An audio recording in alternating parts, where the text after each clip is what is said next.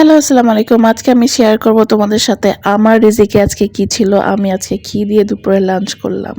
So আজকে lunch মেনুটা একদম সিম্পল ছিল। আমার পছন্দের পটল ভাজা ছিল আর ছিল আলু ভর্তা। পটল ভাজা আমার অনেক বেশি পছন্দ, এটা দিয়ে আমি শুধু ভাত বা ডাল খেয়ে নিতে পারবো, আমার আর কিচ্ছু লাগবে না। যেহেতু পটল ভাজা অনেক পছন্দ, তাই আমি প্রথমে পটল ভাজা দিয়েই খাওয়া শুরু করলাম। এরপরও ছিল আলু ভর্তা, আর আলু ভর্তাটা অনেক সিম্পল করে রান্না করা হয়েছিল, মানে বানানো হয়েছিল আর কি। তো আলু ভর্তাটা অনেক বেশি মজা ছিল। তো আলু ভর্তা দিয়ে মাখিয়ে আমি সুন্দর করে ভাতটা খেয়ে নিলাম। এরপরে হচ্ছে আমি ট্রাই করব আলু ভর্তা দিয়ে মাখিয়ে পটল ভাজা দিয়ে। অনেকদিন পর এমন সিম্পল খাবার খাচ্ছি আর আমার কাছে খুবই ভালো লাগতেছে। আমার কাছে এরকম সিম্পল খাবারই অনেক বেশি ভালো লাগে। এই কম্বিনেশনটা তোমাদের কার কার পছন্দ অবশ্যই জানাবা।